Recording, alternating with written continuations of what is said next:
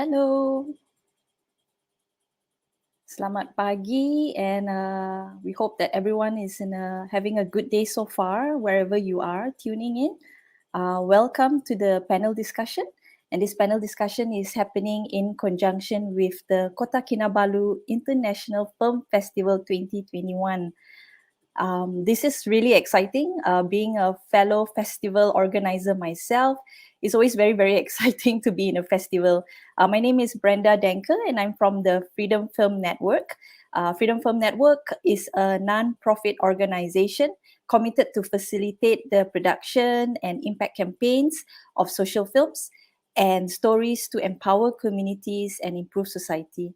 I'm really, really happy to be here, as mentioned, and honored to moderate this international conversation between Thailand, Indonesia, Malaysia, and the United States on this panel discussion, the Indigenous Films, Voices That Matter. So our panel discussion today is focused on 5 films that has been screening at KKIF, and they are from the mentioned countries. They're specially curated Indigenous films which are screening till tomorrow. These powerful films cover critical, ongoing issues faced by the Indigenous communities.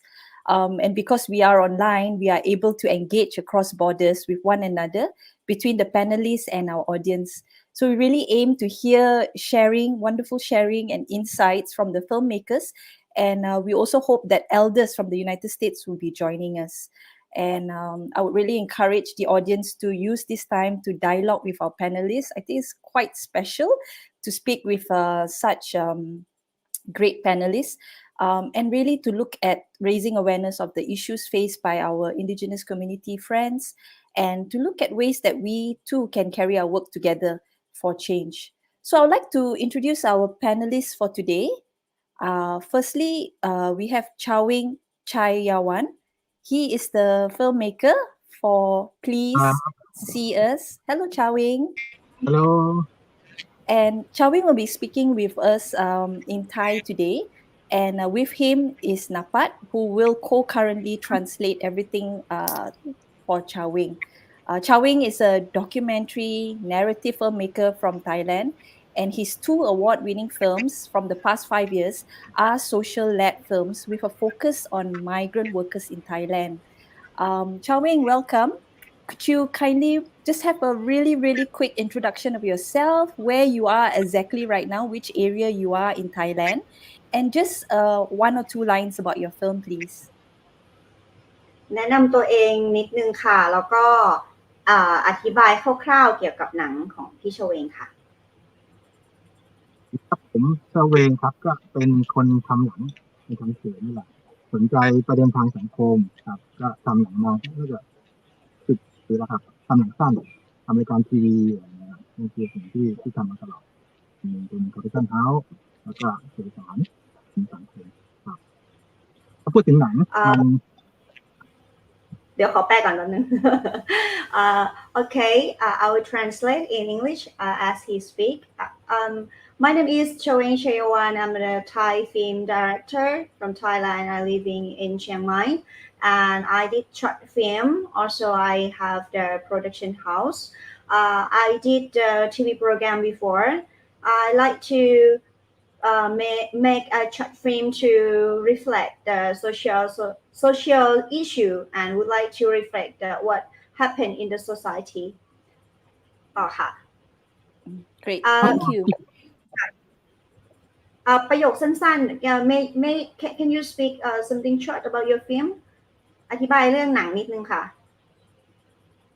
หนังที่ทำพิธีอาร์ตมันเป็นเรื่องที่จริงๆมันเป็นตัวแทนของคนที่ถูกกระทำโดยอำนาจรัฐหรืออำนาจที่เหนือกว่าคือในจุดเราเนี่ยส่วนใหญ่คนที่ถูกกระทำก็คือคนชาติพันธุ์คนตัวเล็กตัวน้อยคนที่อยู่ชายขอบส่วนมากจะถูกกระทำโดยอำนาจหรือการใช้อำนาจของรัฐผ่านตัวแทนใครสักคนหนึ่งที่มีอำนาจนั่นคือโครงสร้างของที่เราการพูดถึง Okay, about my film, which is so-called Please See Us. It's about initiate people or marginalized people that sometimes living like the victim of the social structure and the power from someone they are living in the upper in the social structure.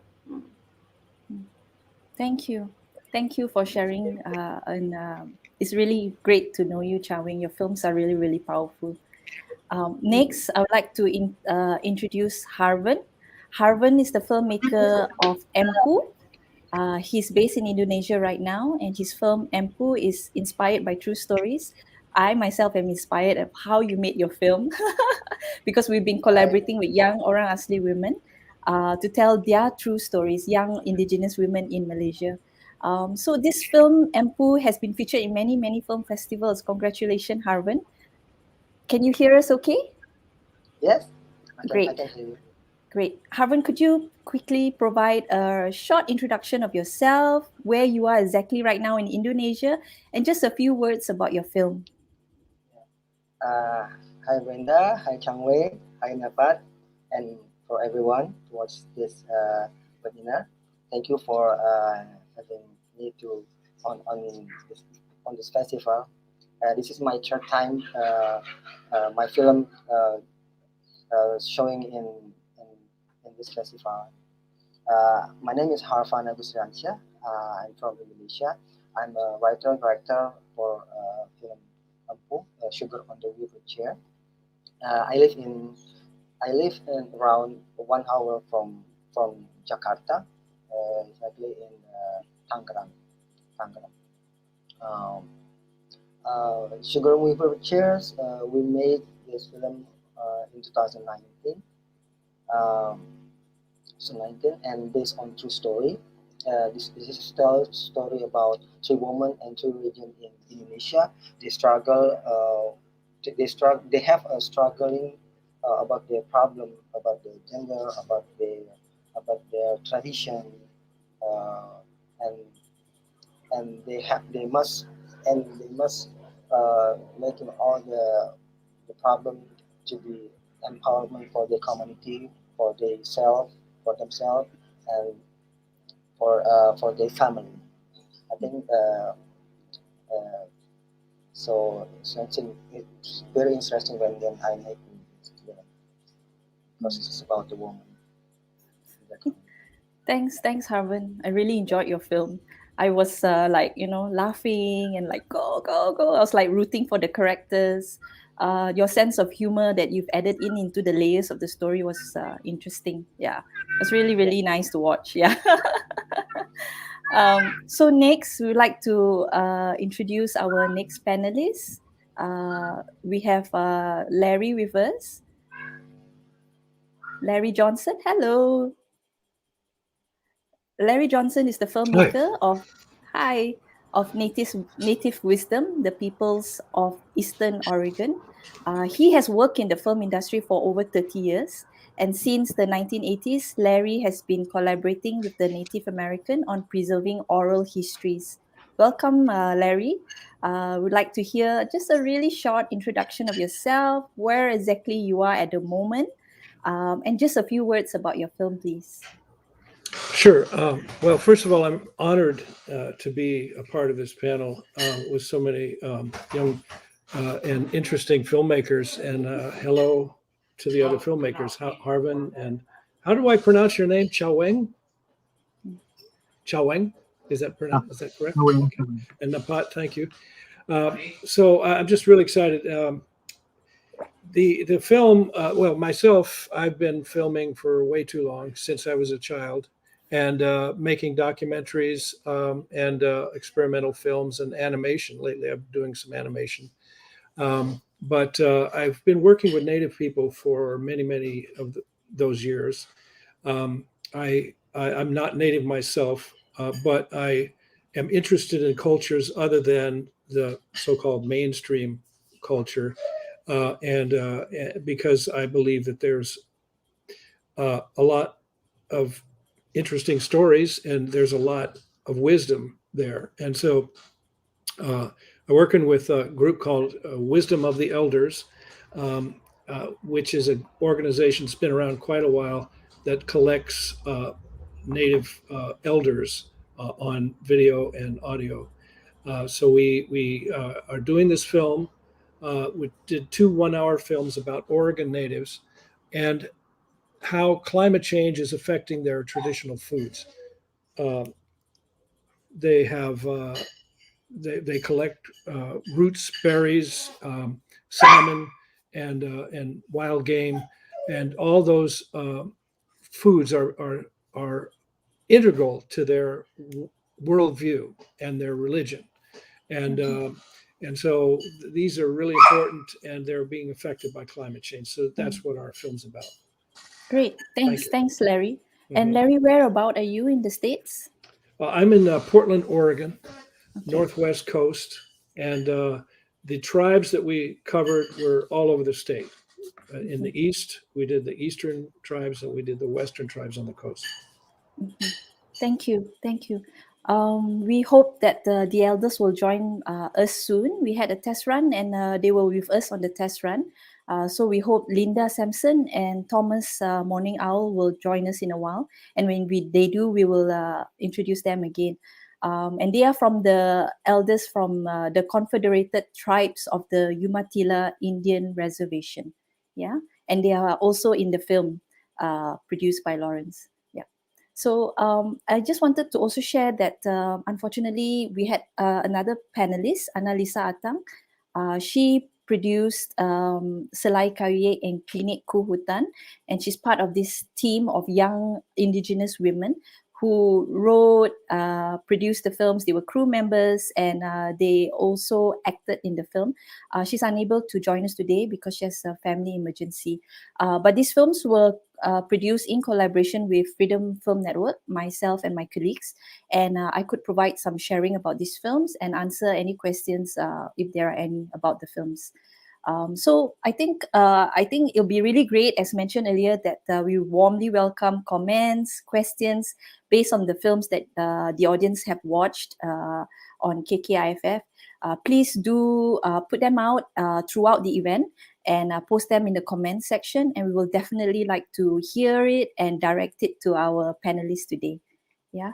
So I'm going to start with just finding out, how did this film came about, your film? How did it come about and why the story in your film is urgent or critical to be told? So Harvin, your film Empu, how did you come about? They are based on true stories. There are 3 different short stories and they're all in 3 different regions. So, how did this story or these films come about, and why is it really urgent to be told at this time, at this point of time? Thank you, Brenda. Yeah, actually, when I joined with this film with book to when uh, the some production house hired me to making this story. Uh, at when we have to decide but which one story will be choose to be filming, and actually it's many problem, and at the when we choose when we have to choose a lot story from Nusantara, from Indonesia, from many region, but we have to choose for 3 from them, and then we we we choose about the palm sugar, the farmer palm sugar farmer family. I think because there, on this film we have 3 stories.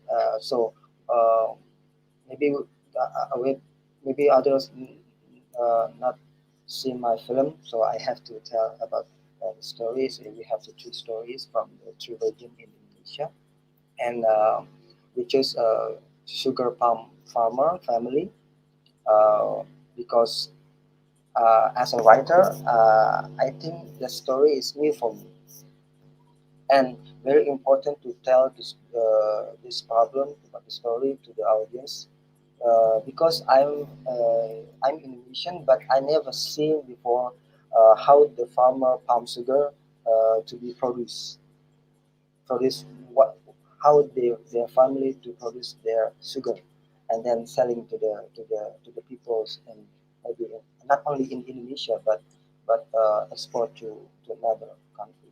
And then the second woman, um, uh, which is um, uh,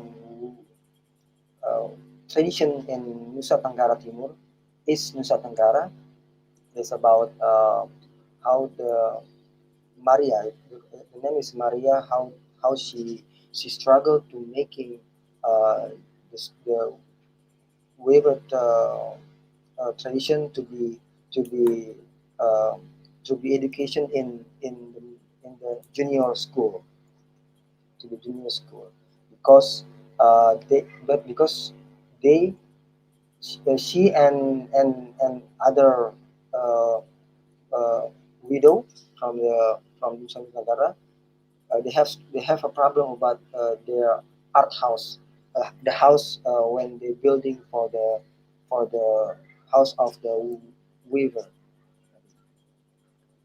And then the third time, this third, the number three is about the tradition in the Java. In Java is we call Seluruh. They have a problem with the disability woman, when they're looking when then she looking when she looking about something like they want to work to the other place, because uh, from child from she kid, uh, they don't they don't work to the others, because they have to working with the family business. Mhm. Yeah, that's the story. Mhm. And how this because important, I think, because uh, the situation is when I see the theme and I see the conflict is new for me. I think it's enough. Mhm. That's why I choose the story. Thanks for sharing, Haven. Yeah. It's really important, the stories that you told, because it's about putting weaving tradition in schools, addressing issues faced by the disabled, and also this tradition that is carried through within a family, this sugar, palm sugar family. It's something that is really nice that you have documented these stories, and these stories we don't really hear so often. And I really learned a lot about the families in these three different areas in Indonesia. So yeah, it's a really great film. Thank you for making this film. Yeah. Um, and next question, maybe I could talk to Cha Wing and ask Cha Wing about his film. How did he come about to make Please See Us? How do you come about to making your film, and why is it urgent and critical to be told at the moment? พี่โจเองคะเขาถามว่าทำไมถึงทำหนังเรื่อง Please See Us มีแรงบันดาลใจอะไรแล้วก็มันมีประเด็นอะไรที่จำเป็นจะต้องบอกสังคมค่ะเอาคำถามแรกก่อน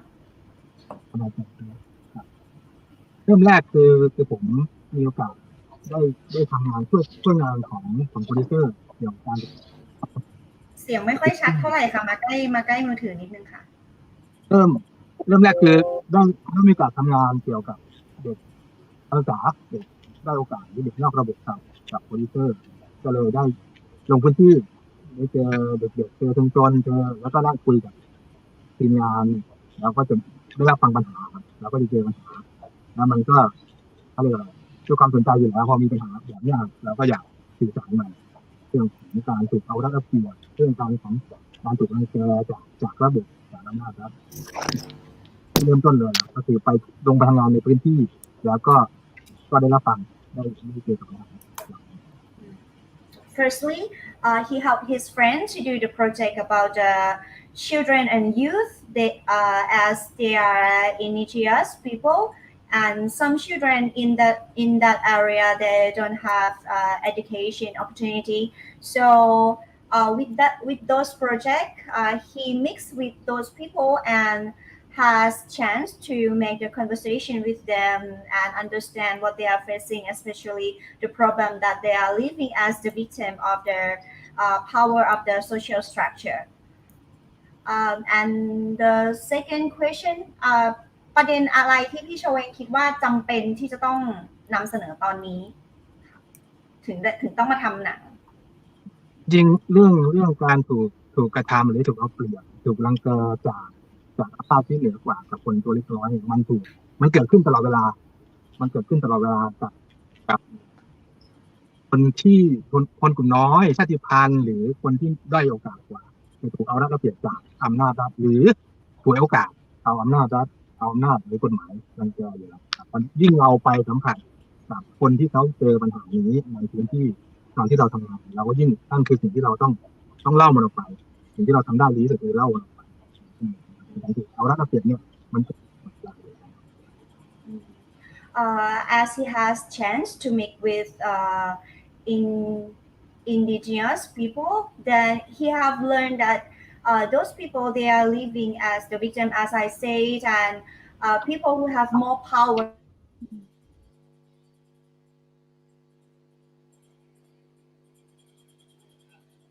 Lost connect. Okay. It's a problem. Maybe This is the shall we- time that he has Okay. to. Okay, so he feel like this is the right time to tell the world what happened to those people and use the film to make their voice louder. That's it. Thank you. It's a very, very powerful film, Chawing. I have a lot of the scenes still in my mind. Yeah, and we have some questions already for you, and we will ask you in a while. Thank you. Yeah. So next, Larry, if you could also share about how you came about to making your film and why is it urgent and critical. You shared a little bit just now to talk about climate change and food security.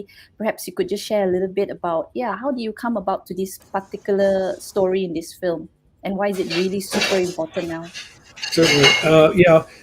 Like I said, Wisdom of the Elders has been working with Native people for a long time. It's a Native organization. But in recent years, I think it started probably about 6 years ago, we started thinking about climate change and how it affects Native people because they live so close to the land that any change in the environment will make a difference, particularly when they're collecting or harvesting or hunting for their traditional foods. The foods, like many cultures, the foods are very important to their worldview and their religion. There's scenes in the film of a feast, a children's feast in this case, but it's done in a traditional way, which is very ceremonial. Each food is brought out in a certain way, and so they're pretty much their whole worldview is based on a few of these foods. So when they're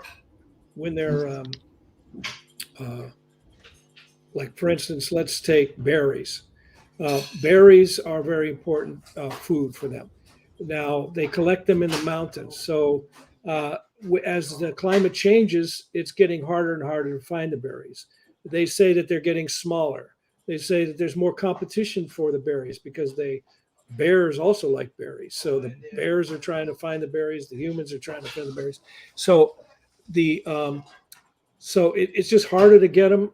You have to go farther. And then with the private property taking over everything, it's hard to find places where you can actually go and collect the berries or the foods.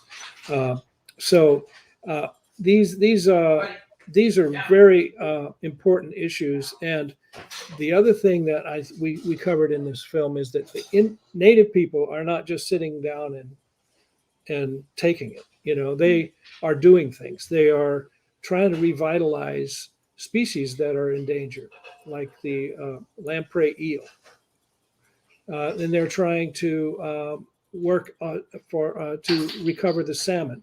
The Umatilla people lived on a river that was didn't have any more salmon in it anymore because of dams, and they replenished that river, and that's covered in this film. So that's sort of what the film's about, and it's also ties it to art, music, and other aspects of their culture. So and storytelling.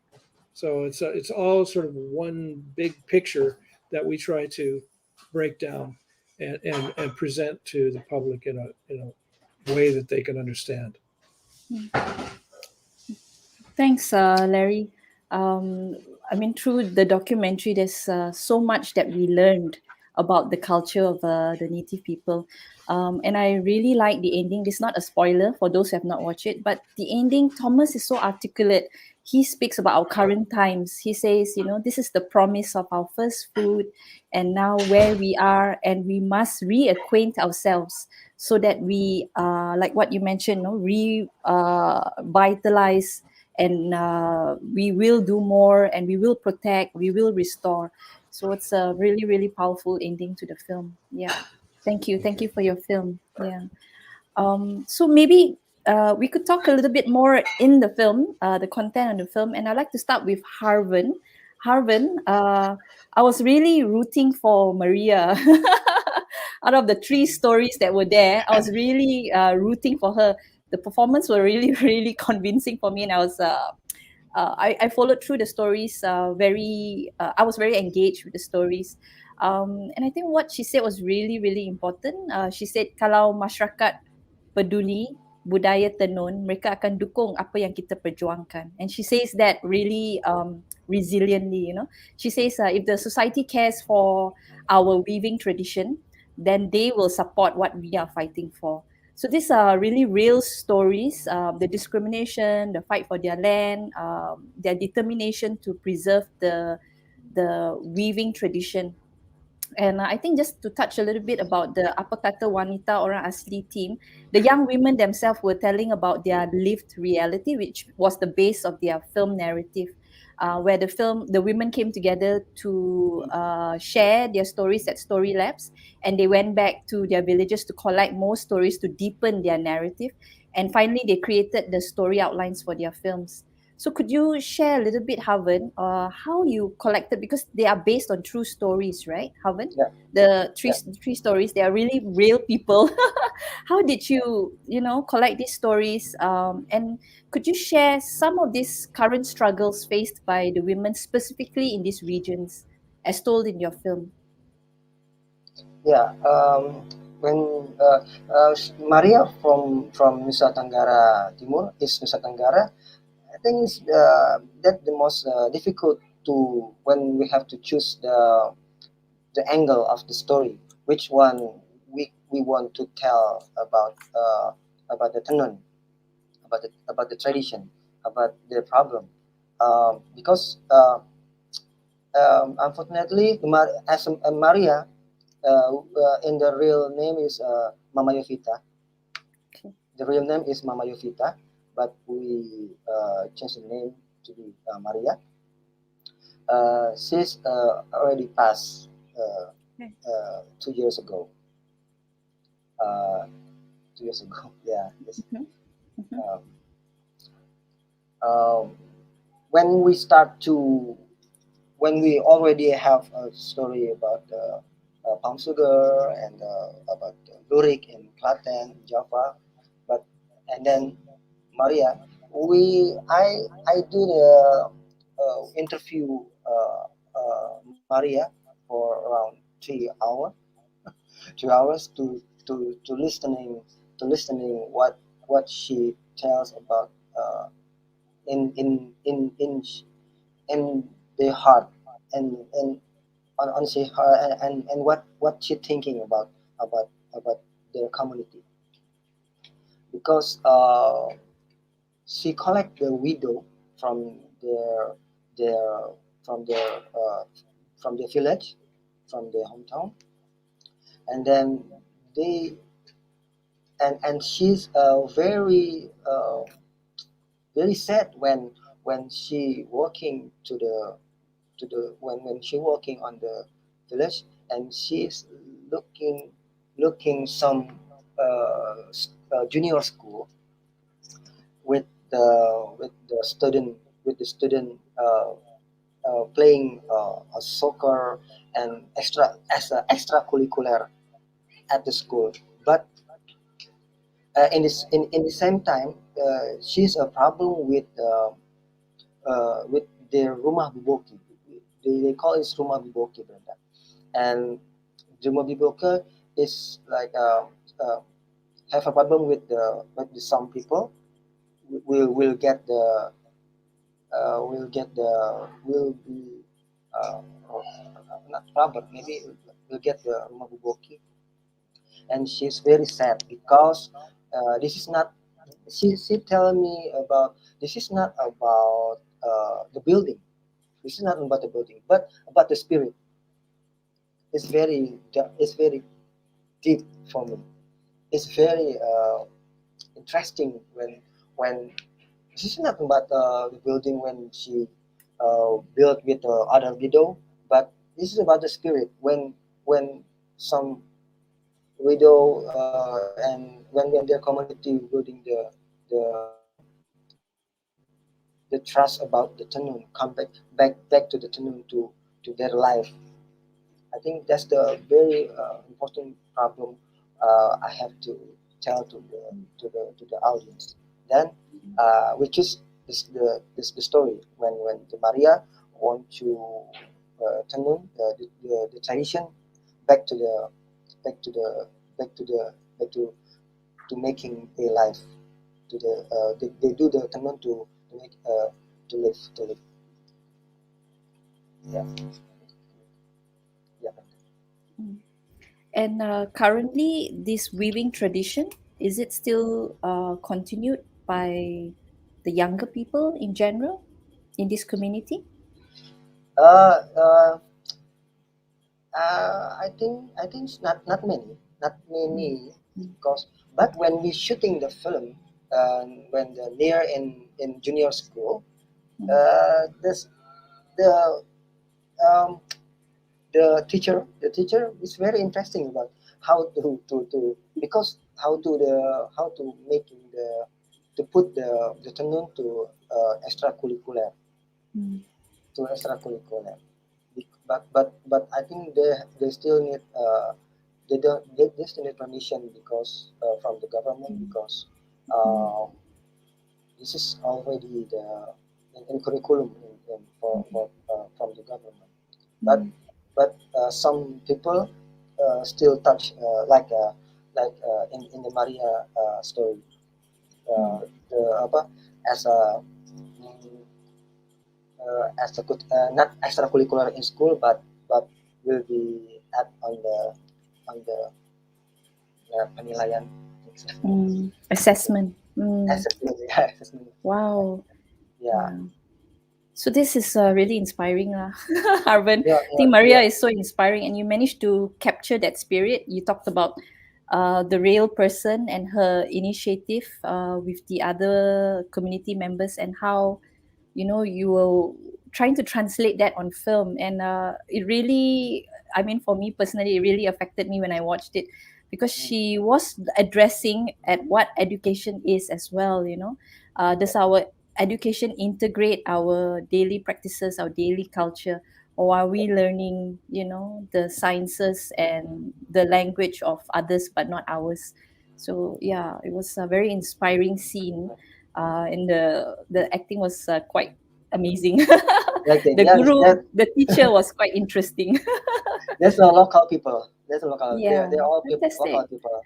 Were Yeah. they first time filmmakers? So Sorry, first time actors? actors, I think yes. First I time? think yes. Not but not Maria.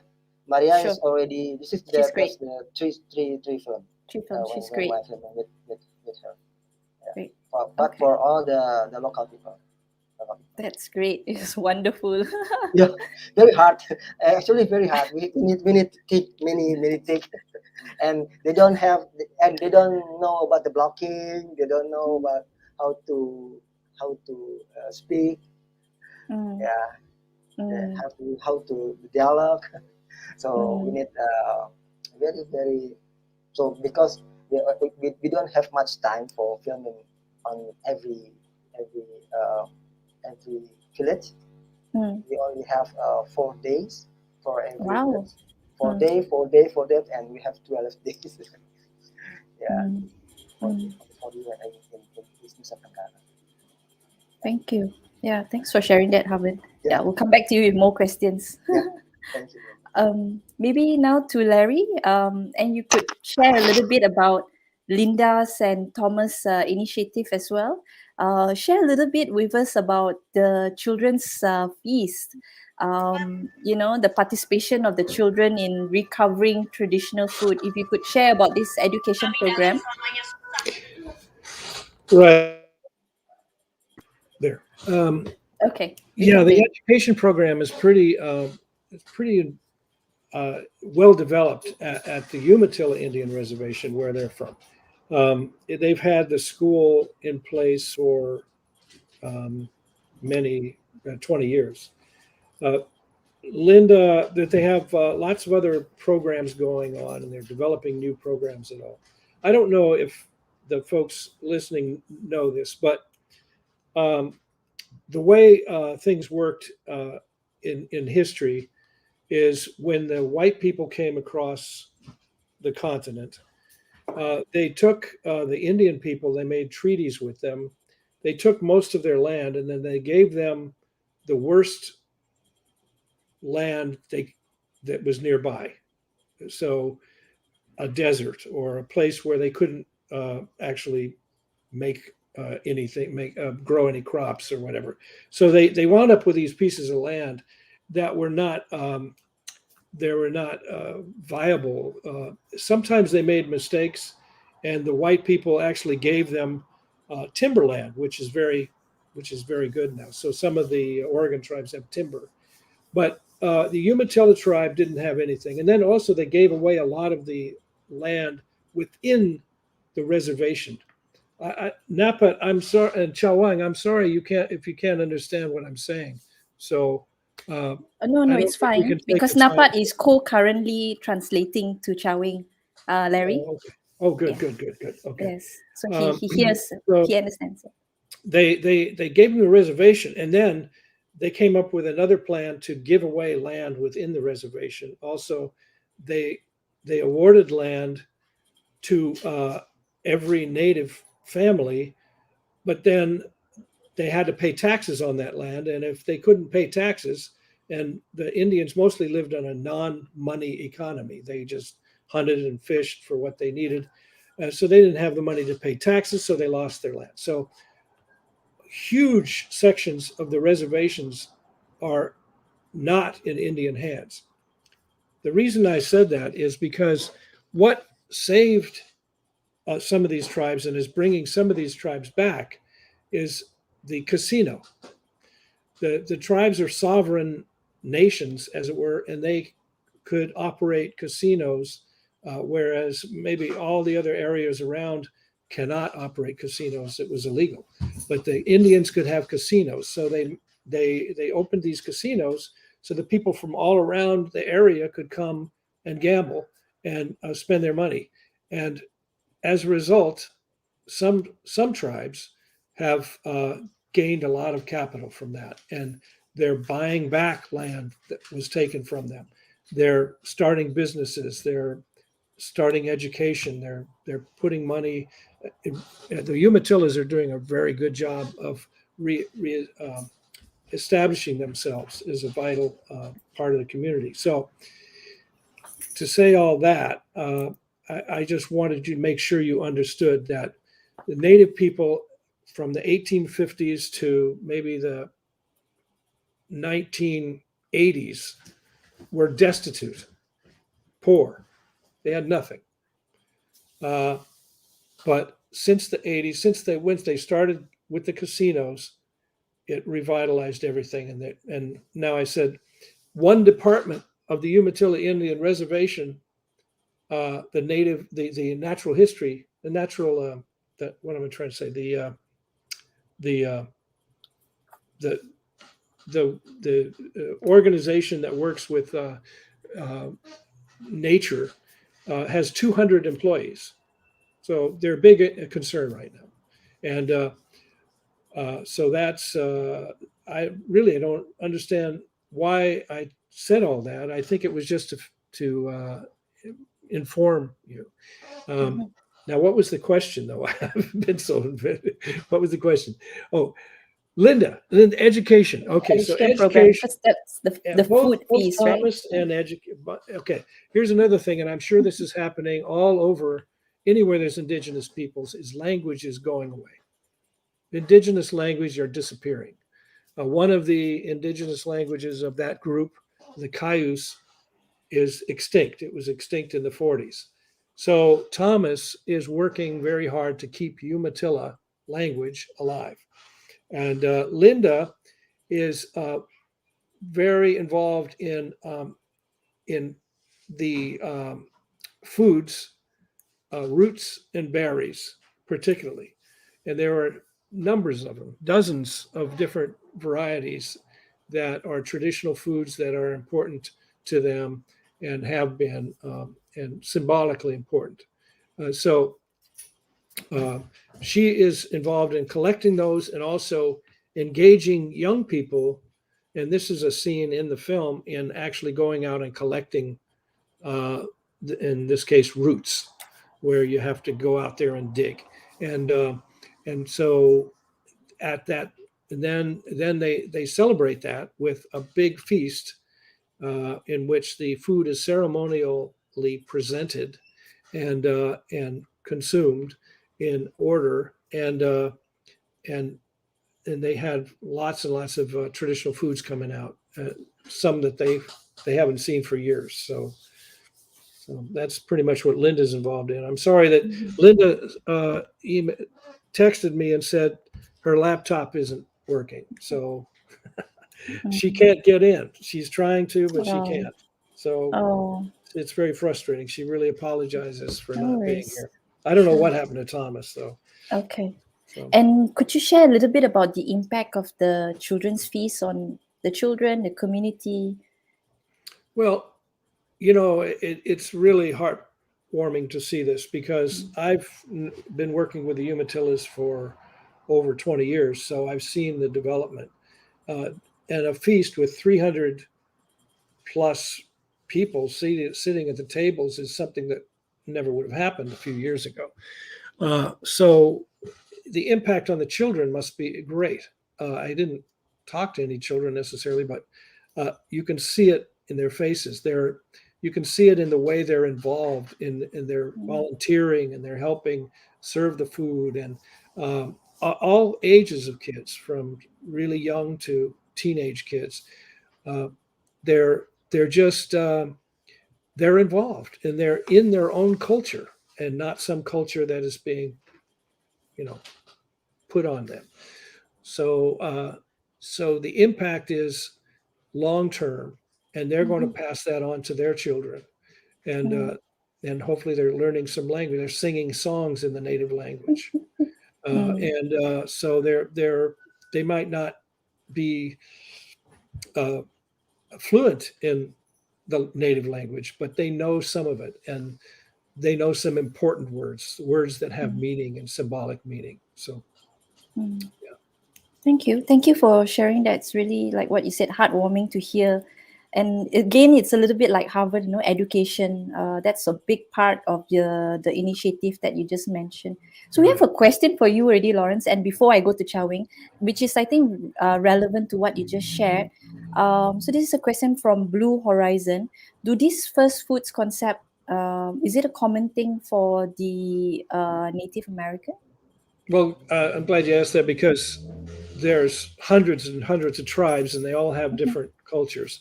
So these tribes in the what they call the plateau area, um, that's the area that's sort of northwest inland to Montana. They have a similar culture, and they all base their foods on these four food groups: salmon, big game, roots, and berries. And they're stories that are as old as the hills.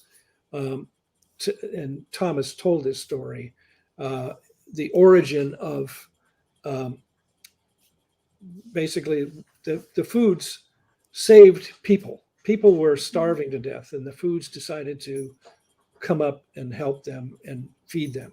So, um, so the 4 food groups are common to the plateau area, and they're familiar with other groups have different uh, ways of classifying their food, but uh, these plateau areas are very similar in the way they do it.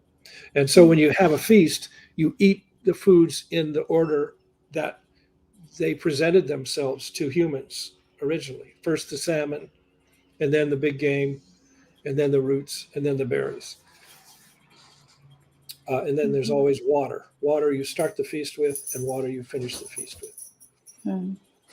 It's really interesting. Yeah. And is that also very different, right? For the different groups, the different Yeah, community. every group has its own, favorite Okay.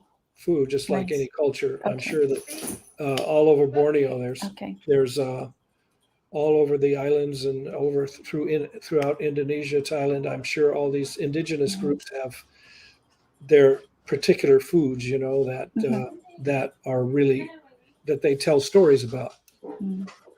Great. Thank you. Thank you for answering the question. And thank you for the Sure. question, Blue Horizon. Chow Wing, we'll move to Chow Wing. Chow Wing, please see us. It's, like I mentioned, it's a powerful film. And for me, it's really about the violence and oppression. It's so callous, but yet it's operational, for the military people. And for the Lahu people, and the couple in your film, Sutit and Nono, they try so hard, but it's just impossible to live where they are. It's really a powerful film. Can you share a little bit about the struggles faced by the Lahu people as reflected in your film? พี่ชเวงช่วยเล่าว่า struggle ชาวลาหูเนี่ยจะต้องดิ้นรนต่อสู้กับอะไรบ้างค่ะคือเขาชมว่าหนังพี่ชเวงเนี่ยมี power มากๆแล้วก็การได้เห็นว่ากลุ่มของทหารที่มาใช้กำลังแล้วก็คู่รักชาวลาหูเนี่ยจะต้องพยายามในการใช้ชีวิตในสถานะอย่างนั้นเนี่ยค่ะก็เลยอยากให้พี่ชเวงช่วยเติมว่าชาวลาหูเนี่ยเขาจะต้องดิ้นรนต่อสู้กับอะไรอีกไม่ใช่แค่ลาหูครับพี่ชเวงมาใกล้ๆมือถือนิดนึงค่ะโอเคครับจริงๆมันเรียกอะไรความเป็นลาหูก็คือผมว่ามันเป็นตัวแทนของชาติพันธุ์ที่หนังนะครับมันไม่ใช่แค่ลาหูที่ถูกกระทำเพราะฉะนั้นคือพี่น้องชาติพันธุ์ส่วนใหญ่จะถูกกระทำคือชาติต่างๆสิ่งที่อาจจะไม่ใช่แค่ลาหูในความหมายนี้คือเป็นตัวแทนของพี่น้องชาติพันธุ์ส่วนใหญ่เลยครับถ้าจะไม่เราจะขอที่ถูกกระทำแบบนั้นการดิ้นรนเรื่องสิทธิที่ทำกินเรื่องสิทธิการเข้าถึงสิทธิสาธารณะทั่วไปการศึกษาที่ทำกินสถานะทางสังคมสถานะสิทธิบัตรทุกอย่างครับเขาก็ยังดิ้นรนที่ต้องต่อสู้ไม่ใช่เฉพาะเรื่องอะไรคือต่อสู้กับอำนาจรัฐต่อสู้กับเจ้าหน้าที่ต่อสู้กับความปากท้องอ่ะมันก็คือเรื่องที่รอบๆตัวเขาอยู่แล้วมันยิ่งถูกเอาเปรียบยิ่งถูกกระทำซ้ำเนี่ยนี่คือสิ่งที่ต้องยากขึ้นการทำอาหารกินปกติใช่ไหมครับมันยากอยู่แล้วในความเป็นชาติพันธุ์คนอยู่กันมาถูกเอาเปรียบขึ้นมาอีกนี่คือยากกว่าถ้าเรื่องที่ทำกินอันนี้ก็ยากแล้วนะครับการปลูกข้าวการใช้ชีวิตบนความระแวงตลอดเวลาที่เจ้าหน้าที่จะมาจับมาเอาเปรียบเขาครับหาช่องว่างทางกฎหมายรังแกเขาแต่ว่านั่นคือสิ่งที่เขาต้องต่อสู้อยู่แล้วนอกจากปากท้องที่ต้องกินต้องใช้ยิ่งคนถ้าพูดถึงที่ทำกินด้วยอันนี้ยากเข้าไปใหญ่ครับมันคือสิ่งที่เขาดิ้นรนเรื่องปากท้องเรื่องสิ่ง He said that it's not only Lahu.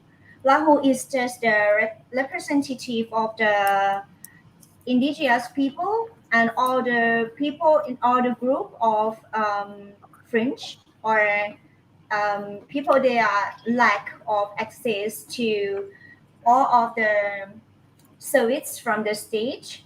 So Lahu is just the symbol or the representative of those people. They are lack of the right to use the land for their own career, to plant the food, to plant the rice. their lack of the right to access to the education, their lack of the society position, their lack of the access to the something that important to live as the human. They have to they face the problem and struggling with the using of state power and or the official uh, officer. It living as the human sometimes life is already hard, but living as the indigenous people is harder. Just to live, just to find something to eat, just to face with the problem of the hunger, it's already hard. But they have to face with the problem that some officer use the gap of the law to take advantage from them. This is from Showing. พี่ชเวงอยากพูดเพิ่มไหม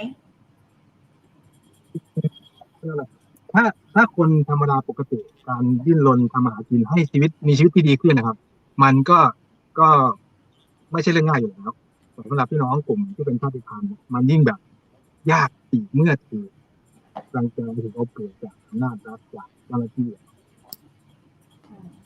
He said like just normal people the life is already hard so that you cannot imagine that how the imagination says people how they have to struggle with those problems. Yeah, it's really a powerful film, and you really show the struggles. Something as basic as even food, survival, and no matter how hard they try, they just seem impossible to move forward. It was a really, really powerful film in that sense. And we have a question about a particular scene. If Chow Wing could answer it, that would be great.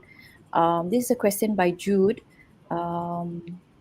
Some people are wondering why you spend a lot of time in that scene where the pig belonging to the couple was taken by the military and then it was being cut up.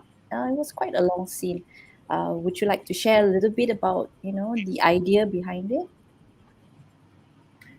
พี่ชเวงอยากจะเล่าไหมคะว่าทำไมซีนในการตัดหมูของคู่รักเนี่ยค่ะถึงใช้เวลานานแช่นานขนาดนั้นค่ะที่มาของหนังเรื่องนี้คือเริ่มจากเรื่องนี้เลยครับคือสิ่งที่ผมได้ฟังเพื่อนที่เราทำงานด้วยเล่าให้ฟังว่าเนี่ยมีเจ้าหน้าที่เข้ามาเหมือนเข้ามาจับมาไล่จับเขาแต่เขาหนีได้สิ่งที่เจ้าหน้าที่ทำก็คือเอาเครื่องมือเอาเนี่ยครับสัตว์เลี้ยงเอาหมูเขากินทำเป็นอาหารหรือนั่งคุยกันแบบชิลๆตอนที่เขาเล่ามันเล่ามันผ่านมาแล้วเนาะเหตุการณ์มันผ่านมาเขาเล่าแบบสบายมากแต่เรารู้สึกว่าเฮ้ยนั่นคือตัวชีวิตมันคือตัวแทนความหวังของเขามันคือเป็นทีมเริ่มต้นของหนังเรื่องนี้เลยแล้วมันก็ถูกสร้างเอามาสร้างเป็นสตอรี่แล้วก็เติมประเด็นอื่นเข้าไปทีถามว่าทำไมต้องใช้เป็นลองเทคผมแค่อยากให้คนดูรู้สึกหรือซึมซับเหมือนที่ผู้สามีภรรยาคนนี้โดนเราจะรู้สึกค่อยๆซึมซับพอคุณอยู่กับอะไรนานๆถูกกระทำนานๆรู้สึกเนี่ยจะคิดอะไรได้บ้างพอได้เห็นรายละเอียดที่เกิดขึ้นกับในซีนเนี่ยถูกกระทำซ้ำๆถูกแยกชิ้นส่วนถูกอะไรก็แต่ผมรู้สึกว่าก็เลยออกแบบให้คนดูค่อยๆเฝ้ามันสิค่อยๆดูซิจะนึกถึงอะไรได้บ้างจากข้อซีนง่ายๆที่เลยคิดว่าน่าจะพยายามเชื่อมโยงให้คนดูได้นึกถึงสิ่งที่มันจะเกิดขึ้นถ้าเป็นหมูถ้าเป็นคนหรือเป็นใครหรือเป็นสิ่งที่จะทำให้เกิดที่สุดผมก็เลยออกแบบคิดว่าแล้วก็ให้คนดูได้เข้ามาใกล้มือถือนิดนึงโอเคครับก็เลยคิดว่าน่าจะเป็นสิ่งที่ให้คนดูได้รู้สึกครับได้รู้สึกร่วมมากที่สุดสังเกตมันว่าพอมันถูกกระทำกับชีวิตหนึ่งถูกแยกชิ้นส่วนถูกใดๆก็แล้วแต่คิดว่าคนดูจะค่อยๆจินตนาการหรือปฏิบัติต่อทิกซอว์ต่างๆของรับได้หมูนี่เป็นสัญญาของเป็นตัวแทนของชีวิตของพี่น้องชาติพันธุ์หรือพี่น้องที่ถูกกระทำโอเคค่ะ Actually, this is based on true story.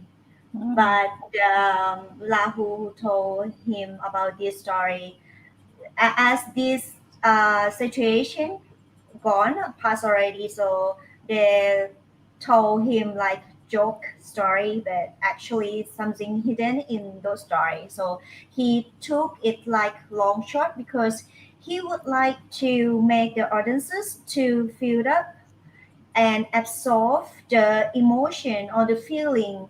If you are someone who live as the victim long time, what will happen to you?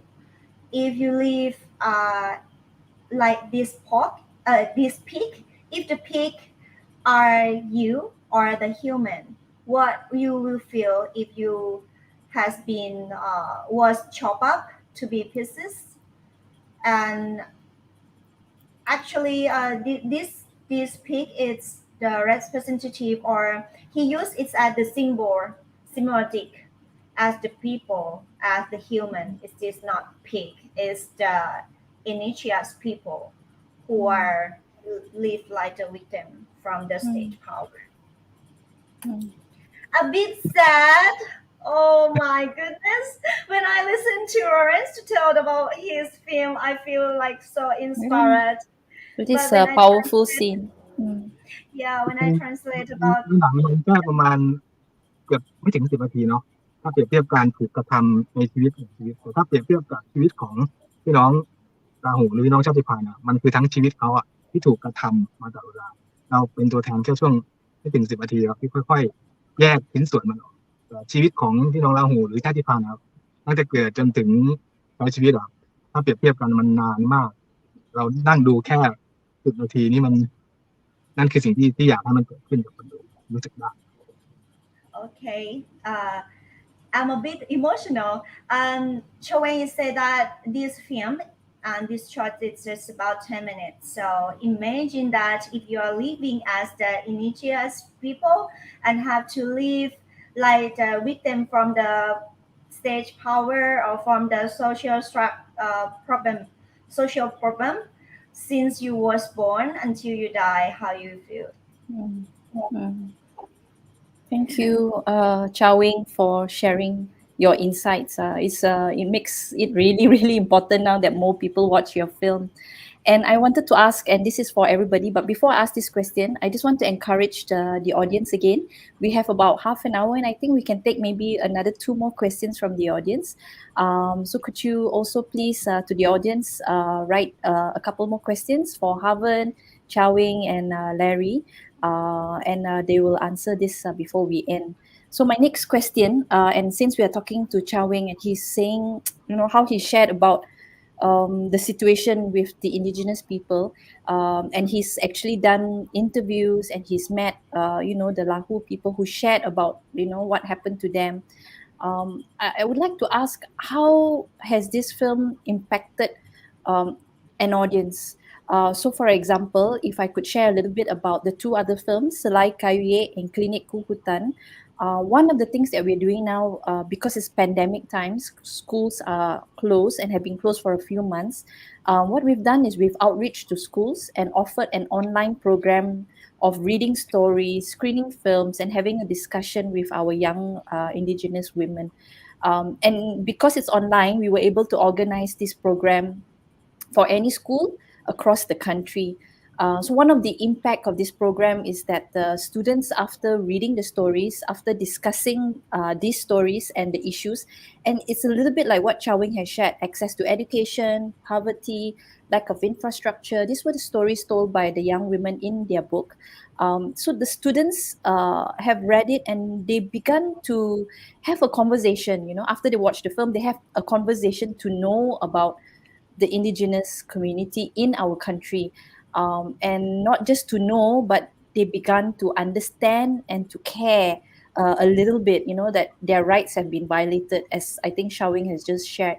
Their rights have been violated, and the students feel very shocked to hear that why people their age struggling to access education, and to know that the dropout rate from the indigenous community is very, very high.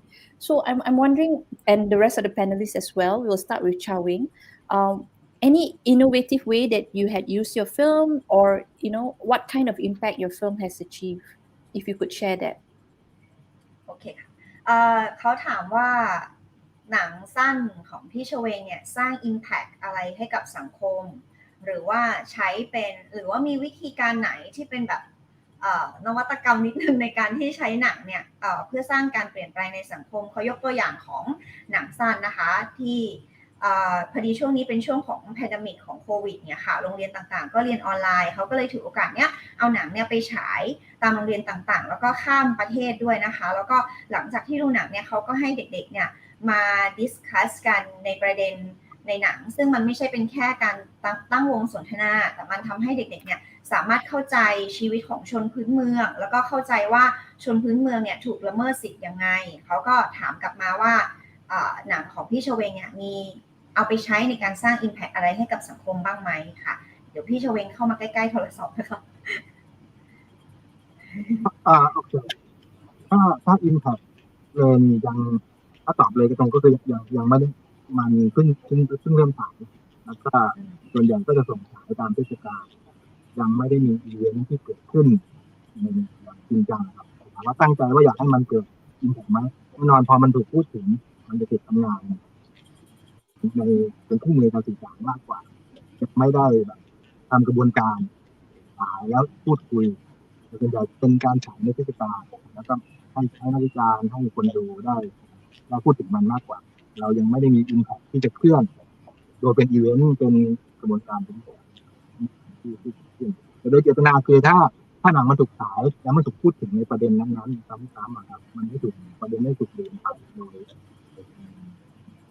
เหมือนทุกเรื่องทั่วไปผมว่ามันก็เริ่มจากนั้นก่อนผมว่ามันโอเคกว่าตอนนี้คือกระบวนการอื่นเรายังไม่ได้เกิดขึ้นเพื่อให้หนังมันทำงานสักระยะหนึ่งแล้วค่อยที่กระบวนการรองรับมันต่อตอนนี้มันก็ส่งสายตามเทศกาลเป็นหลักครับ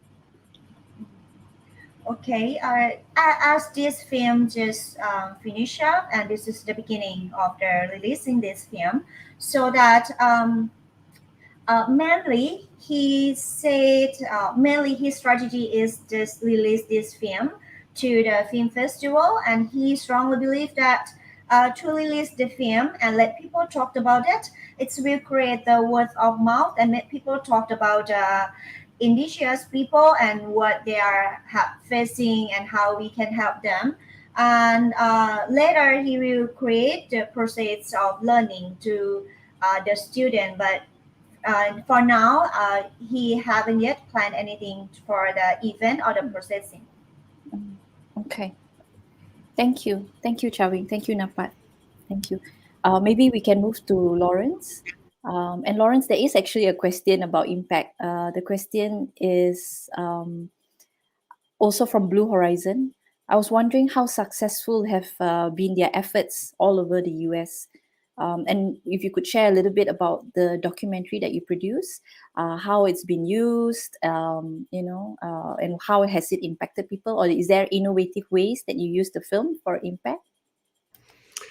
Yes, what we've it's been on the Oregon Public Broadcasting, and it's been in several film festivals, won some awards, and we've had a few showings in theaters around town.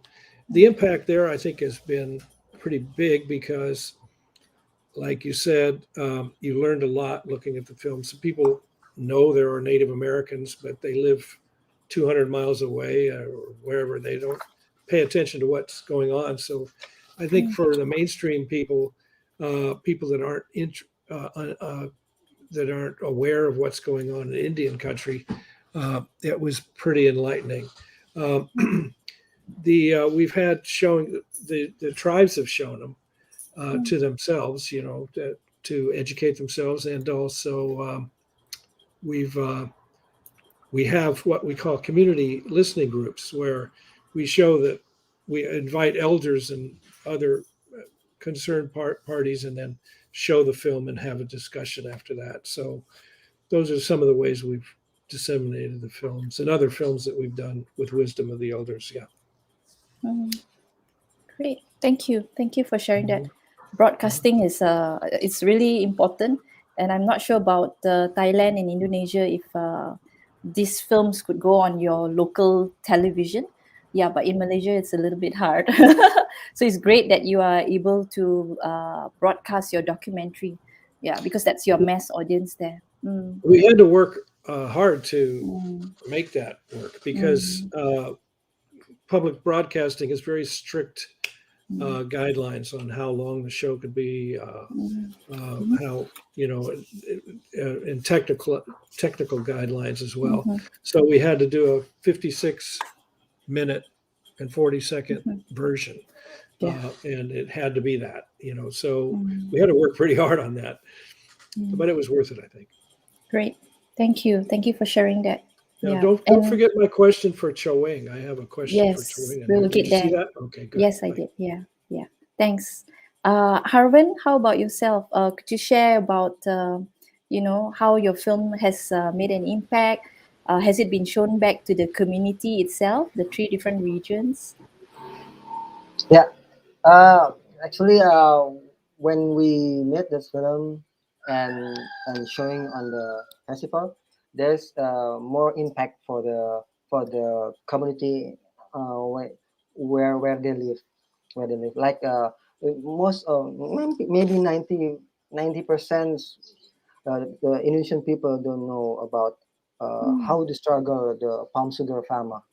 It's very hard to do that.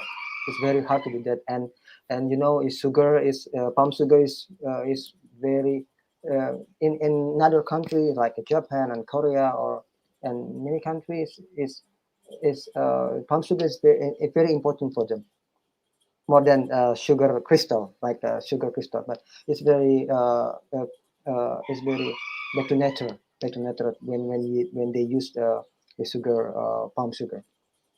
The impact is maybe it's a little bit like the safety when they have to do that, when they have to climbing on the tree. It's very Tall, high. It's very high. tall and very high. Yes. And Yeah. when some farmer jatuh, Fall when they fall down. fall to the for the tree, they only the cooperation like cooperation like um, uh, they only give some people for from the tree is around 100 US dollar, and if they dead, they will give 200 $250 if they are dead. But there is only like luka-luka, maybe like luka-luka only they give only 100 US dollar. It's very hard, and then the impact is they come back to the safety for the farmer. They come back with the how the distribution of this palm sugar, and how they fix it, how to package the sugar to be more hygienic to selling to the many country and many place in Indonesia. And for Maria in Nusantara is like yeah, the teacher on the junior school slowly uh, uh, to put the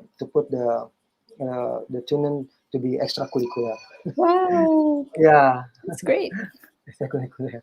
Yeah, I like. I'm very happy to hear that. And but in the meantime, we're very sad when we hear the Maria, Mama Yovita as a Maria itu already passed away in 2 years ago. But the afternoon activities are still uh, they still do it because they already understand they have to come back to the tradition to believe because in their place they don't have many people, many men or women, uh, they're working to uh, to the another village because um, they don't have work at there. That's the impact. I think it's very happy to when some school in their village have make the education for the children from the school. And for Lurik, is because it's about disability. Yeah, they I don't know because this is they still struggle about how to disability people to get existence on the on when we have to work outside. But I'm not sure about the about the Lurik thing. Yeah, and that. And your screenings, were they in local cinemas or art houses or community screenings? How did you carry out your screenings for this film? Yeah. We already were showing this film on that place we were shooting. Okay. We're shooting in Banyumas, we're shooting in Nusa Tenggara. We showing Nice. to the three regions. Right. Okay. Okay, great. Okay. Yeah. So thank you, Harvin, for sharing that. I think it's the power of stories and really creating change. And we've heard from all the three filmmakers here how it has created some kind of change or spotlight on the issue for awareness. And that's also because films are easy for audience to engage and understand. So again, to the audience, we could take maybe one or two more questions. So we warmly welcome your comments. Just put it in the comment section and we'll direct them to the panelists. So while we're waiting for that, maybe among the panelists, you may have questions for one another. You may have a comment of the film or something that you've heard what each other have said. So maybe this is a good time to just quickly either have a comment or a question, and it could be between the panelists. Yes, go for it, Larry. You're muted. I have a question for Joanne. Sure. I wrote it here. The framing, the composition of your images seem to emphasize the environment, the place, instead of the character. They were not close-ups. They were sometimes the characters were actually in the midground and there was foreground that where things were going on. What was your process in thinking about your compositions, how you framed your shots? โอเคค่ะเป็นคำถามของพี่โชเวงนะคะคุณไรถามว่า framing การที่พี่โชเวงเฟรม composition นะคะของหนังพี่โชเวงเนี่ยมันเหมือนกับเน้นย้ำเรื่องของสภาพแวดล้อมมากกว่าการที่จะเน้นเรื่องของตัวละครหรือว่าการซูมเข้าไปเห็นตัวละครเนี่ยค่ะพี่โชเวงคิดยังไงถึงได้เฟรมซีนต่างๆเหล่านี้แบบนั้นค่ะมาใกล้ๆโทรศัพท์นะคะมันไม่ค่อยชัดจริงๆโดยวิธีคิดแรกครับผมไม่ได้อยากให้คนดูไม่ต้องบิ้วอะครับผมรู้สึกว่าพยายามจะเรียกร้องคนดูให้สนใจปัญหาที่เกิดขึ้นกับเขาไม่ใช่มาสนใจอารมณ์หรือการแสดง acting ครับผมว่ามันน่าจะเป็นบรรยากาศออกแบบให้บรรยากาศมันชวนให้คิดถึงปัญหาต่างๆที่เกิดขึ้นกับเขาเลยพยายามให้คนดูได้เข้ามองเขาได้สังเกตแล้วค่อยๆทำความเข้าใจกับประเด็นที่มันกำลังจะเข้าแล้วก็ค่อยให้คนดูได้เชื่อมโยงสิ่งที่มันอยู่นอกจากในหนังผมนั่นคือสิ่งที่เราออกแบบเราก็เลยพยายามเฟรมมิ่งให้มันไม่ได้ชี้นำก็คือโอเคนิ่งๆน้อยๆเพื่อที่จะบอกว่าเนี่ยคือชีวิตที่สังเกตชีวิตเขาพยายามสังเกตชีวิตเขาไม่ได้พาไปดูหรือดึงเขาเรียกอะไรบิ้วครับไม่ได้บิ้วก็เลยออกแบบให้คนดูสังเกตเฝ้ามอง ไม่คือสิ่งที่เกิดขึ้นแล้วก็เชื่อมโยงประเด็นปัญหาต่างๆที่อยู่นอกอย่างนี้ผมว่านั่นคือสิ่งที่เราจะถ้าเราตอบคำถามตรงนี้ก่อนก็เหมือนเป็นคนดูเข้าไปอย่างนี้ใช่ไหมคะจริงๆให้เขาสังเกตการแล้วเชื่อมโยงประสบการณ์คนดูคือให้เขาสังเกตเฝ้ามองแล้วก็เชื่อมโยงกับประสบการณ์แล้วก็ปัญหาที่มันเกิดขึ้นมากกว่าในหนังด้วยซ้ำเราก็เลยพยายามปัดตัวให้เป็นผู้สังเกตการไม่ได้ดึงเข้าไปเป็นส่วนร่วมมากให้เขาเชื่อมโยงกับประสบการณ์ที่เขามีที่แบบนั่นคือสิ่งที่เราก็เลยพาให้มันเป็น Okay. Actually, he don't want to use the dramatically way to make the audiences to connect with his film, but he want to make the audiences as the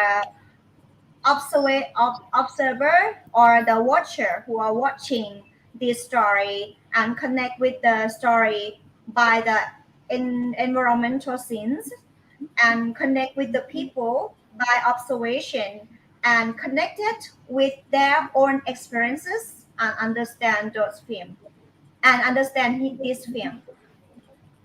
And he's not sure that his answer is answer your question, really. Yeah, I think I understand that. Yes, there's one scene, like for instance, this scene here. Where's my camera? There. That scene there. Okay, พี่ตัวเองดูซีนนี้นะคะ You know, I mean, that could be a really dramatic scene if you had a close up of the guy. And I'm not saying you should have done it. I'm asking you why and you kind of answered it, that you chose to put the audience in a position of an observer, as though you were passing by and you saw this scene, and maybe you don't even know the people, you're just watching something go on. So and so it's interesting, and I like that style, and I just wanted to know what your thinking was. How do you feel that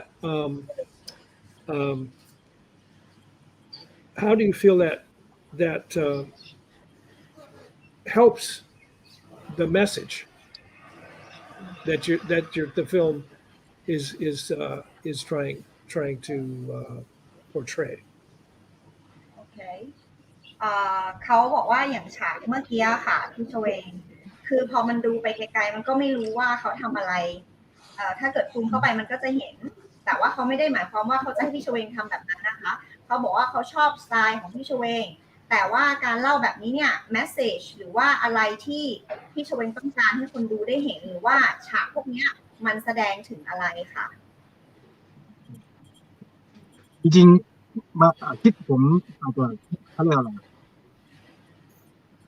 สิ่งที่ชัดที่สุดคือตัวเอกใช่ไหมสิ่งที่ไม่ค่อยเห็นคืออำนาจการถูกควบคุมอยู่แบบนี้ตลอดเวลาและตัวละครที่เรามองว่าโอเคคนที่เห็นชัดที่สุดก็คือคนพระเอกของเราตัวนำของเราแต่อำนาจที่จะทำกับเขาเราจะแค่เหมือนมันมีอยู่เหมือนมันไม่ได้รู้ว่ามันมีอยู่ใช่ไหมฮะคือมันมีรู้ว่ามันมีอยู่ตรงนั้นแหละกำลังกระทำเขาอยู่แต่เราก็ทำไมไม่กลัวทั้งที่เห็นอยู่ว่าพูดอะไรเพราะทั้งทีเราคิดว่าก็เลยอยากให้คนดูเชื่อมโยงตรงนั้นมากกว่าที่จะพาไปสิ่งที่เขาคนดูทั่วไปน่าจะจับได้ถ้าที่ทางมันเป็นพื้นฐานทั่วไปที่คนจะโดนอยู่แล้วเราไม่จำเป็นต้องไปบอกว่ามันเกิดขึ้นคนดูไม่ต้องรู้วันหอนนั่นคืออะไรคนดูถ้าจะไม่ต้องรู้แต่เราได้หรือเชื่อมโยงได้ก็เลยไม่พาไปสู่การให้รายละเอียดเป็นเปลี่ยนไปให้คนดูได้เชื่อมโยงผม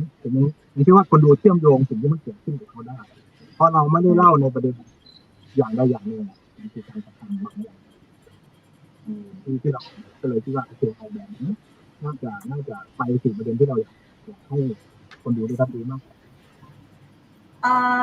ซึ่งที่ช่วยหนูต่ออีกนิดนึงก็คือว่าถ้าแปลว่าพอดีหนูดูฉากนี้แล้วหนูเข้าใจมันอาจจะเป็นเพราะว่าเราอ่ะอยู่ในสิ่งแวดล้อมที่มันมีแบบนี้ใช่ไหมเพราะว่าเราอยู่ในนี้ดังนั้นเนี่ยคนที่อยู่อีกประเทศนึงเนี่ยที่เขาไม่ค่อยเจอเรื่องพวกนี้เขาอาจจะไม่รู้ก็ได้เนาะโอเคค่ะเรียกร้องประสบการณ์ร่วมประสบการณ์ร่วมเรียกร้องประสบการณ์ร่วมของคนดูถ้าคนดูที่มีประสบการณ์ร่วมหรือมีต้นทุน หรือเจอปัญหาแบบนี้ อืม เขาจะรู้เลยว่าคนที่ยืนอยู่ฝั่งนั้นเป็นใครคนที่อยู่ฝั่ง อ่า เนี้ยจะเป็นใครนะครับแต่ไม่ต้องบอกเลยว่าอันเนี้ยกำลังทำอะไรก็เลยอาจจะยากสำหรับทุกอย่าง คน มัน ที่อ คื ยู่ อ อีกสังคมหนึ่ง ความถูกความเข้าใจบริบทเนาะบริบทพื้นที่บริบทชุมชนน่าจะเป็น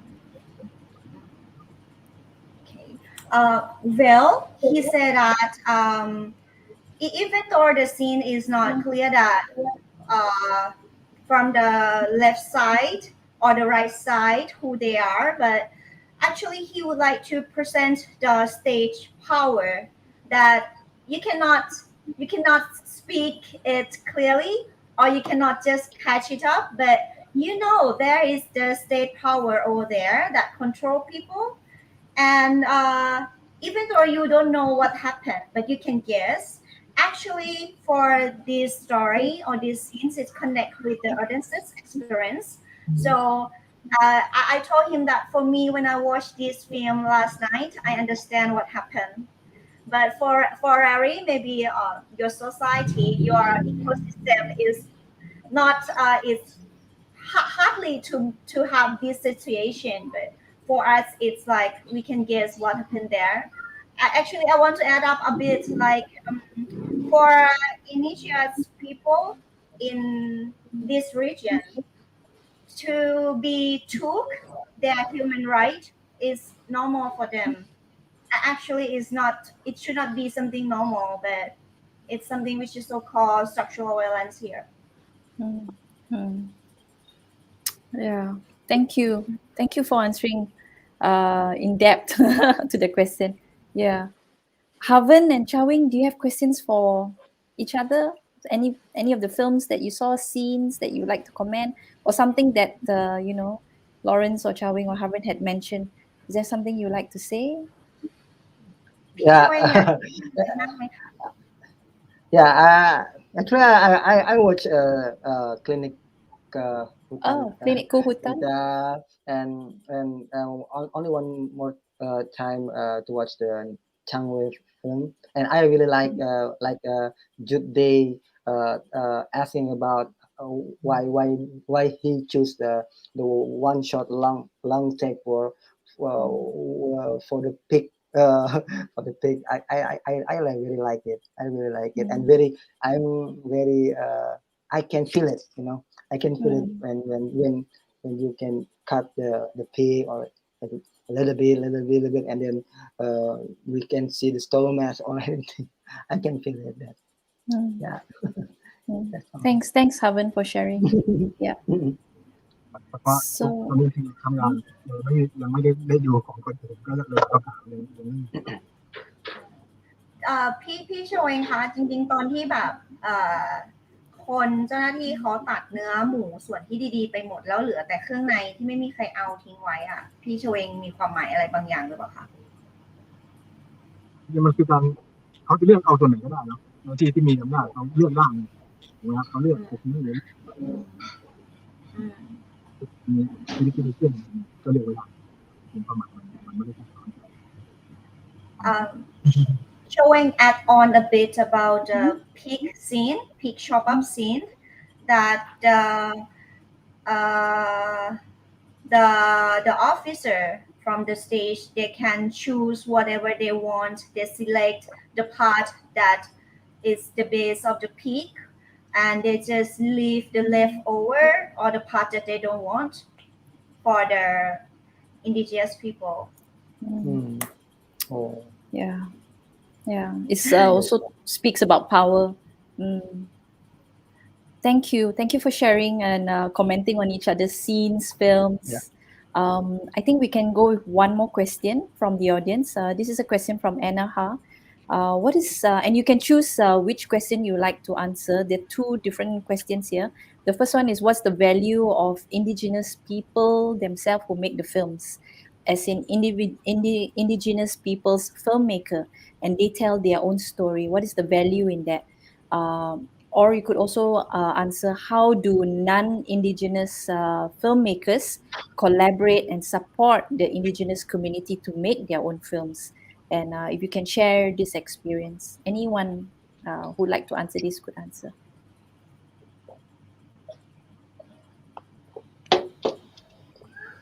Can I have 1 minute to translate for Cheweng? Sure.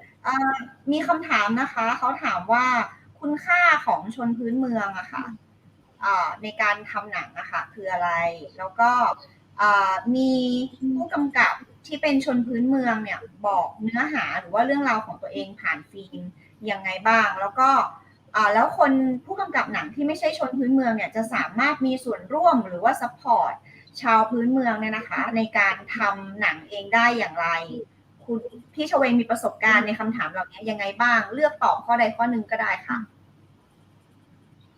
ประเด็นตัวนักแสดงนำเป็นผู้กำกับหนังใครนะคะสุพิษโอเคหนังเขาเป็นคนทำหนังชาวลาหูอยู่แล้วเขาก็จะเล่าปัญหาสิ่งที่เขาเจอเป็นคนทำหนังสั้นมาก่อนเขายังทำอยู่ทุกวันนี้เราก็ได้ร่วมงานกันอยู่แล้วก็เลยให้เขาเราก็เลยโอเคเข้ามาเป็นนักแสดงให้เลยเพื่อเชื่อมโยงสิ่งที่เขาเจอเชื่อมโยงสิ่งที่เขาอยากเล่าชุมชนที่เขาเกิดปัญหาครับเพราะฉะนั้นการเชื่อมโยงของคนทำหนังสั้นกับชุมชนอันนี้มันทำโดยปกติเลยสำหรับของเราเนาะเพราะนักแสดงเราคือนักแสดงหลักเป็นผู้กำกับอยู่แล้วเขาทำหนังมาหลายเรื่องเลยครับเราก็ว่าแล้วเขาเป็นชาติพันธุ์มันก็ยิ่งเรื่องของเขาเขาก็เล่าได้ตรงกว่าของเราคือเข้าไปมีส่วนร่วมไปหยิบประเด็นปัญหาเข้ามาเล่าต่อผมว่านั่นคือสิ่งที่เราทำได้ก็คือเล่ามันออกไปต่อเนื่องกันหรือ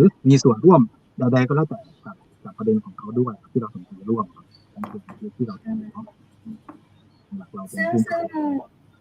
ซึ่งเรื่องนี้พี่สุทิพย์เนี่ยเป็นตัวแสดงแต่ว่าไม่ได้กำกับเนาะแต่เป็นคนเล่าเนื้อหาให้พี่เจเวงเนาะสุทิพย์ก็คือเป็นคนทำหนังมาก่อนเนาะสุทิพย์คือเป็นคนทำหนังสั้นอยู่แล้วสุทิพย์ได้เป็นผู้กำกับเลยสั้นหลายเรื่องเลยครับแล้วเขาทำหนังสั้นเกี่ยวกับชาติพันธุ์ไหมคะหรือว่าเรื่องเขาเนี่ยเรื่องการถูกเอาเปรียบเรื่องการอยากมีชีวิตที่ดีขึ้นการกดขี่ของรัฐเพราะสุทิพย์เนี่ยเพิ่งได้จริงๆเขาเพิ่งได้สัญชาติได้บัตรเนาะได้บัตรสัญชาติไทยไม่กี่ปีเขาก็เป็นคนเขาตกหล่นอย่างนี้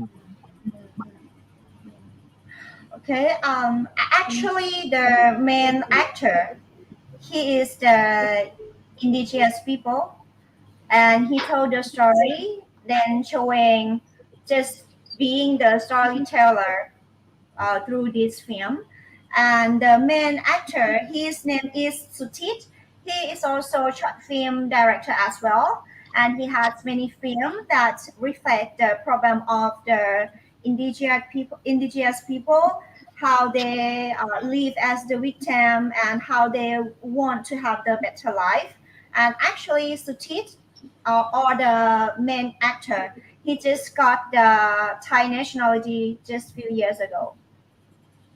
So that for this film, Lysias is the made from cooperation between Choweng and the Sutit, who are the real IP people in the area. Thank you for sharing that, Chawing. Thank you, Napat.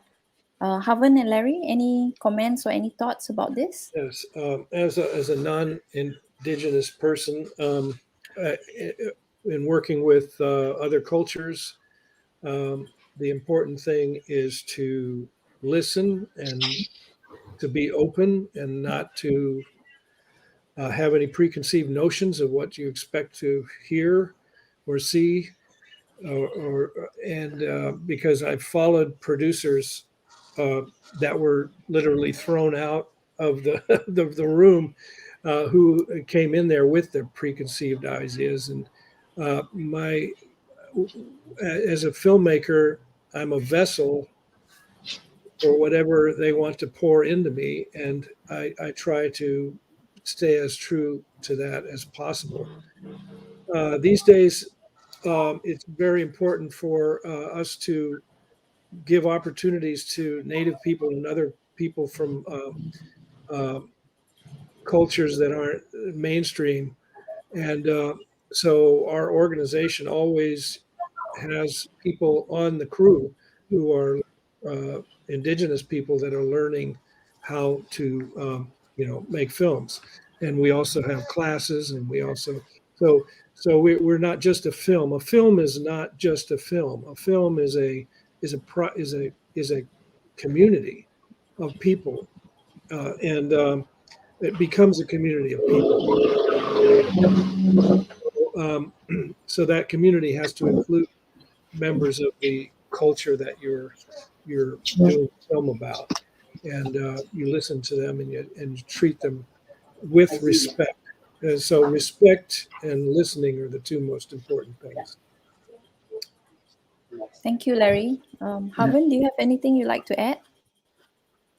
Yeah, I think it's very interesting and very important to when we tell a story about the indigenous people. In my film, we're not only making film, but we need to uh, like a process when we working with the local people, when we're working with the local actor, when we working with the uh, with the real story from the local people. I think it's very important on film and on fiction or in documentaries. I'm glad I can hear a new story when I'm making the Sugar on the River chairs. It's very I'm very happy to meet them, and very important to tell to the people, to the audience, things like that. Thank you, Haven. I think it's a really good note to end this question. And yeah, it's really important to work together collaboratively. Collaborative. Yeah, with the community members themselves, being inclusive in every way of the process. Yeah. Yeah. I think we have just one more last question for the panelists, and then we'll end the session. So you have an international audience listening in. What is your final message that you would like to share with them? Do you have an action that you like the audience to take to support the community's issue from your film? Or is there something that a message that you like to share with the audience?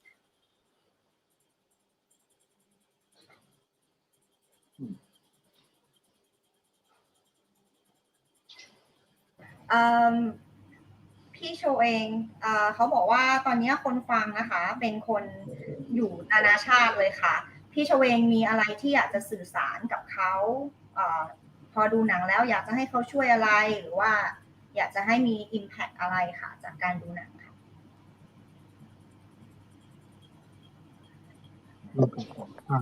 จริงๆน่าจะเป็นคนดูที่ได้ดูอยากให้รู้สึกว่าสำหรับยิ่งถ้าเป็นในบ้านเราเองเนาะก็อยากให้เรื่องที่มันเกิดขึ้นกับน้องชาติพันธุ์หรือคนตัวเล็กน้อยกลายเป็นเรื่องธรรมดากลายเป็นสิ่งที่เขาเรียกอะไรมันเกิดขึ้นโดยที่ไม่สนใจครับเกิดขึ้นแม้แต่เรื่องเล็กๆมองข้ามไปเลยเหมือนมันธรรมดาไปแล้วเนี่ยเราคิดว่ายังให้มันไม่ควรจะเกิดขึ้นมันไม่ควรจะถูกลืมหายมันไม่ควรจะเพื่ออะไรถูกมองข้ามถ้าเขาถูกกระทำนี่คือเราเลยอยากให้มันถูกเล่าและถูกแก้ไขถูกพูดถึงนี่คือสิ่งที่เราอยากให้มันทำงานและคนดูน่าจะได้รับฟังหรือไม่แต่คนอื่นๆที่ถ้ามีโอกาสได้เล่ามามันก็น่าจะต้องเล่าเพราะเมื่อไหร่ที่เรื่องนี้มันยังไม่ถูกฟังแบบไม่อยากให้มันธรรมดาหรือเงียบในที่สุดถ้าเกิดอยากให้มันต้องเล่ามันว่า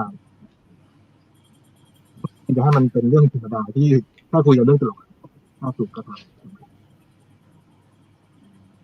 คืออยากให้เรื่องแบบสิทธิและการถูกละเมิดเนี่ยเป็นเรื่องที่สามารถพูดได้และได้รับการแก้ไขถูกไหมคะจริงมันพูดได้อยู่แล้วแหละแต่ถ้ามันไม่ควรจะเกิดขึ้นแล้วมันไม่ควรพอมันเกิดขึ้นแล้วมันไม่ควรจะเงียบมันก็ต้องถูกพูดถึงถูกนำไปสู่การแก้ปัญหาผมเชื่อว่าอย่างนี้ครับจริงๆมันไม่ควรจะเกิดขึ้นด้วยซ้ำพอเกิดขึ้นแล้วมันจะถูกปิดแล้วมันจะไม่ให้พูดถึงนั่นคือสิ่งที่เขาถูกกระทำแต่ว่าคดีก็ยังไม่ที่กลางนะครับมันไม่ควรจะหายไปที่มันต้องถูกพูดถึงแล้วก็นำไปสู่การแก้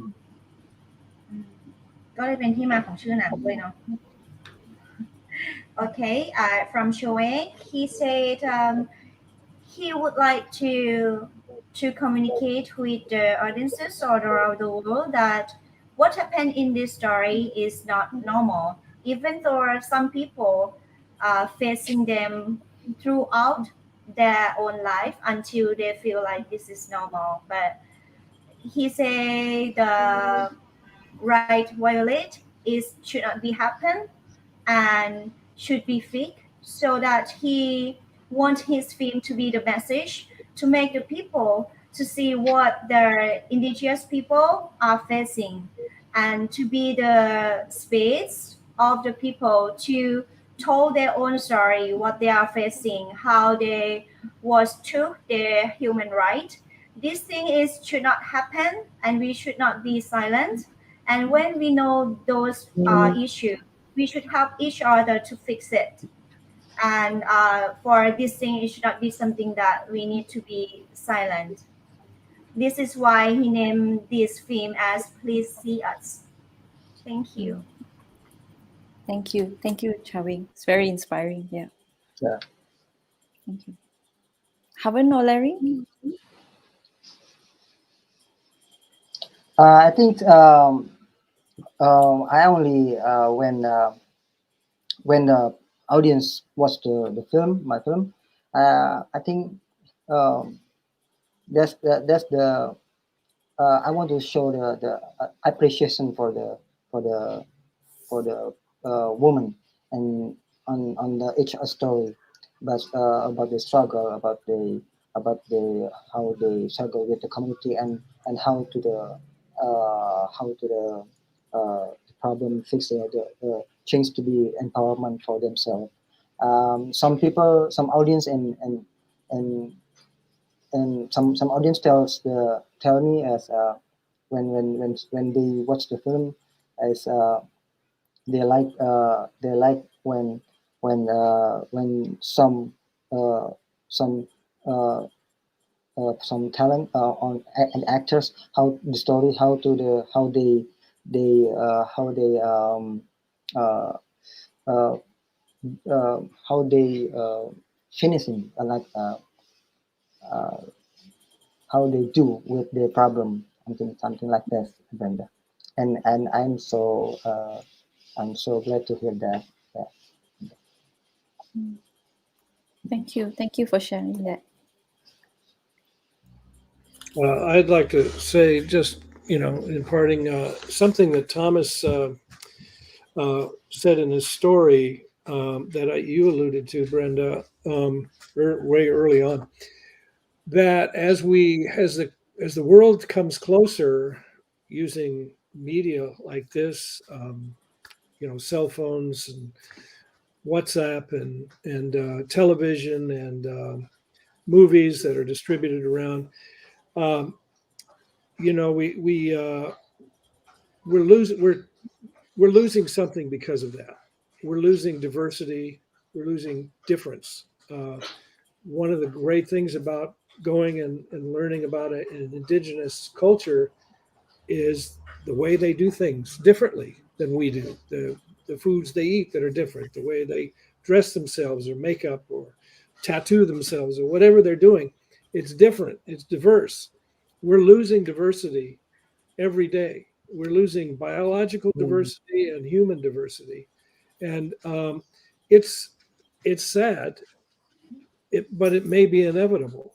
I'm just raising the question. I mean, is it inevitable that we're going to lose these languages and we're going to lose these indigenous groups to this sort of monoculture?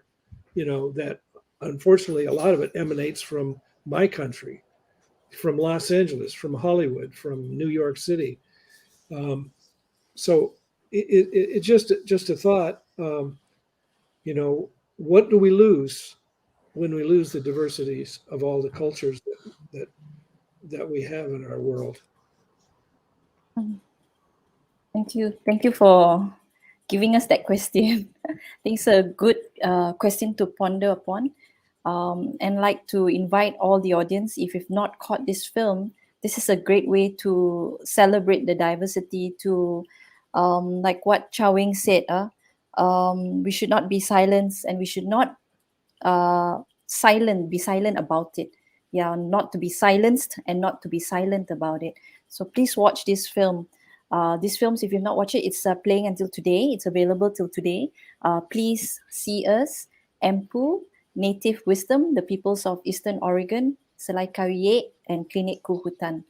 So dearest Chow Wing, Harvan, and Larry, thank you so much for giving us your time and sharing your insights, your films, as you have shared, your thought processes, the struggles of the community, and also your wishes or dreams that you have upon making these films.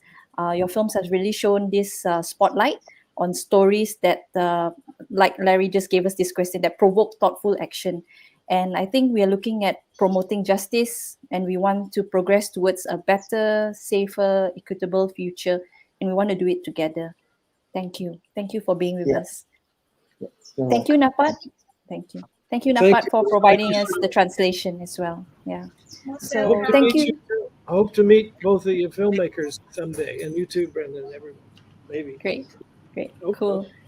Thank you, everyone who has participated in this conversation with us over this 1.5 hours. And I think, lastly, thank you very much to the Kota Kinabalu International Film Festival team for bringing, the urgent and social issues to your festival. And I think that's what the filmmakers have said. This is their platform where they share their films and create impact. So thank you for bringing us together, KKIFF, and to have this important conversation about the indigenous people, their struggles, the stories, and the impact of these films. So thank you, everybody. Bye. Take care. Bye. Thank you. Bye.